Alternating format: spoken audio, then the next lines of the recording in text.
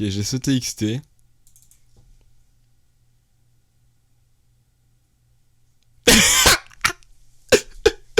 Ok, j'ai un truc très très très drôle à faire. Comme vous avez pu le voir avant, si je lance ce petit TXT, mon ordi fait littéralement un écran bleu. Démonstration. Voilà. Et il y a un truc qui serait extrêmement drôle à faire avec ça. Ça serait de mettre ce petit fichier au démarrage de l'ordi. Ce qui fait que, en gros, dès que l'ordi doit démarrer, dès que je vais lancer mon ordi, il va lancer ce programme et ça va faire crash le PC. On va essayer de le faire.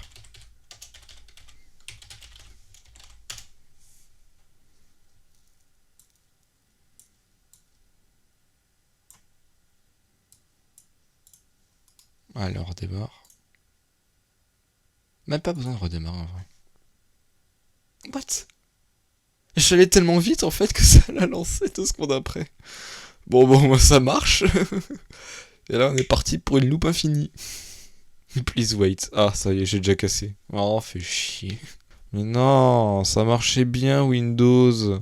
C'était marrant quand tu démarrais sans me faire chier. Oh, puis va me lancer le recovery. Ouais, redémarre.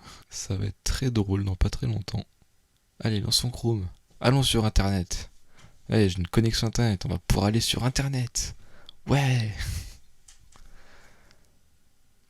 Chrome met un peu de temps à s'ouvrir. Oh, c'est quoi cette fenêtre? J'ai strictement rien fait. Ça a fait tout seul. Et voilà, comment rendre Windows 11 inutilisable. Alors, note, c'est que ça marche pas sur tous les ordis parce que mon Windows a été visiblement à moitié foutu en l'air. Et puis bah là, c'est parti sur une boucle infinie, à part si j'arrive à l'arrêter rapidement avant qu'il démarre.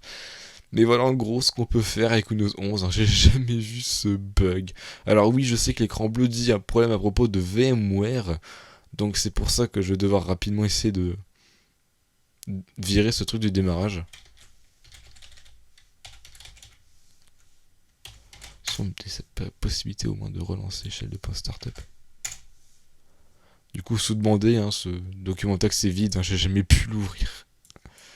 J'ai jamais pu faire quoi que ce soit avec. Bon, il n'est plus là, il est plus censé s'ouvrir, là si je clique dessus. Voilà, remove. Bon, qu'est-ce que je voulais faire? Oui, on va essayer de réparer ça quand même, parce qu'on n'est pas non plus là pour tout détruire sans rien faire. Alors, on va essayer de désinstaller quelque chose. Là, on peut toujours vérifier. Hein. Pas faire la flemme de vérifier parce que... Bon, de toute façon, là, c'est déjà 3 fois moins qu'on teste, donc ça doit au moins déjà, à mon avis, d'un moment avoir dégagé. Alors, on va aller chercher... VMware on va le désinstaller. Et on va voir si une fois l'avoir désinstallé, ça le fait toujours. Voilà, ça commence à dégager. C'est vraiment dégueulasse. On peut remarquer un truc aussi, hein, qui pourrait amplifier le fait que tout simplement, Windows 11 est juste une rémanence de Windows 10, hein, et les fenêtres carrées, une fois qu'on appuie les drivers. Magnifique Microsoft. Donc on va pas redémarrer maintenant, on va ouvrir le Notepad. Il marche. Il marche. Il fonctionne. Le Notepad est réparé. Donc ça venait uniquement des putains de drivers de VMware. Bon, on va redémarrer parce que visiblement VMware demande à ce qu'on redémarre. Et après on va les réinstaller normalement. Alors, installer les VMware Tools.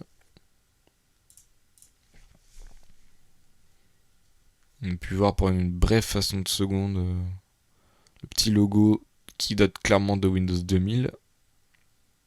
Je vous le mets ralenti à l'écran si vous l'avez pas vu.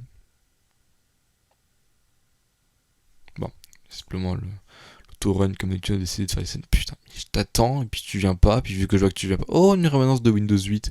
C'est ça, maintenant c'est plus que des rémanences. Puisque je vois que tu viens pas, je te relance, mais bon. Puis l'autorun aussi, c'est vraiment quelque chose aussi qu'il fallait éviter dans Windows. Avec quoi veux-tu ouvrir une clé USB? Avec l'explorateur fichier, si tu crois. Bon, allez, on y va. Là, on va bien faire typical et pas complete comme j'avais fait avant. Ok, bon, on a les pilotes graphiques. C'est déjà ça. On va pouvoir redémarrer maintenant et espérer que ça remarche cette fois-ci. Ouais, les VM sont quand même beaucoup plus fluides. Donc si vous savez pas trop comment installer la VMware Tool, bah, je vous conseille juste de garder l'option de base, elle marche très bien. Vous ne merdez pas à faire complete, vous pourrez très bien avoir aussi des problèmes de Windows comme moi. Peut-être qu'il y aura un setup dans pas très longtemps pour comment mettre en place une machine virtuelle sous VMware, parce qu'il y a beaucoup de monde qui ignore beaucoup de fonctionnalités qui fait que on peut rendre des VM mais tellement plus fluides, c'est incroyable.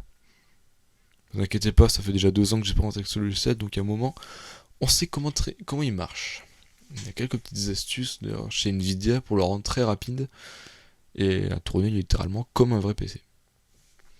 Ok, bon bah voilà. Est-ce que le notepad est toujours cassé? Ah, bah c'est pas réparé. VM3 DMP.6. Bon bah, visiblement c'est toujours pas réparé. Bon bah voilà, bah c'était une vidéo pour tout simplement essayer de réparer ma machine virtuelle Windows 11 qui, à mon avis, je pense qu'elle est cassée, mais très très très profondément là. Bon bah, j'espère que ça vous aura plu.